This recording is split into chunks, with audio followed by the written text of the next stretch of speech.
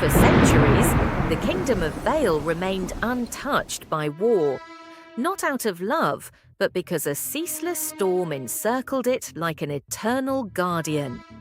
Dark clouds churned, lightning flashed, the people believed it a divine blessing. From the palace's highest balcony, Princess Seraphine watched the tempest. She had grown up revering the storm as protection. Lately, though, its roar felt ominous, more warning than comfort. Lord Cassian Thorne, the royal strategist and keeper of secrets, watched her from the shadows. He understood the storm's true nature better than anyone. In the throne room, King Alaric reassured his council. The storm would hold, as it always had and must. But beneath the palace, in hidden stone chambers, the grim reality unfolded. Prisoners lay bound by ancient runes, while rune keepers extracted memories from their minds, converting them into fuel that sustained the barrier. One night, Seraphine heard a faint, human scream pierce the gale. Searching the lower levels, she was stopped by Cassian. Not with force, but with pained hesitation, as if shielding her from truth or preserving the kingdom's lie.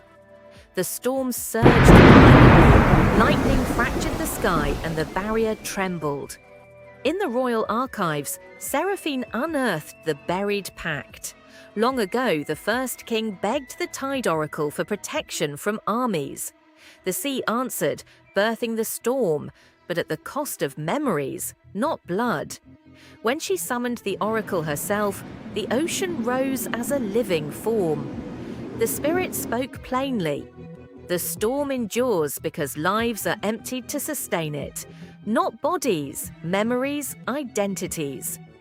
The weight of every stolen life, forgotten mothers, erased childhoods, crushed Seraphine. For the first time, she felt shame beneath her crown.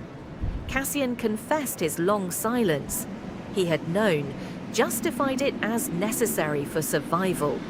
Between them lingered something fragile, trust teetering toward betrayal.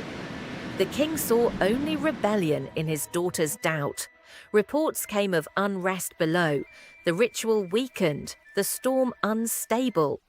A prisoner escaped, causing the barrier to flicker briefly. Water seeped into low streets. Citizens whispered in fear.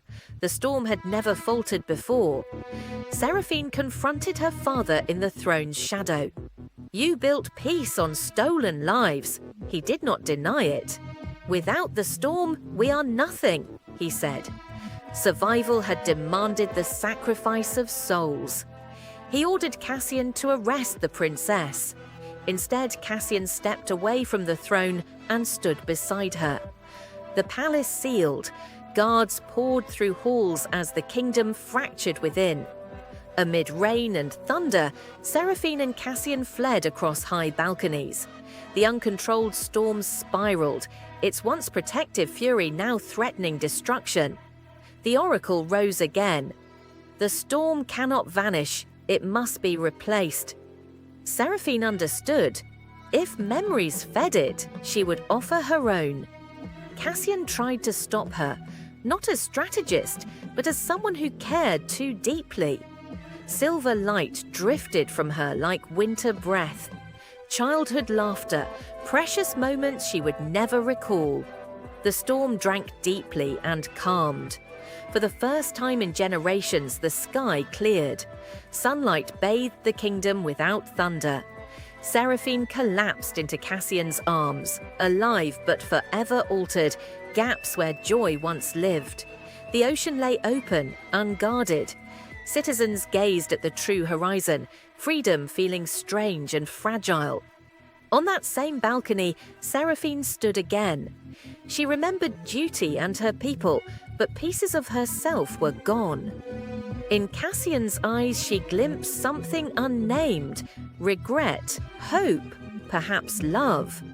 The storm had shielded them from war. Truth had forced them to face themselves. And sometimes, peace costs more than war ever could.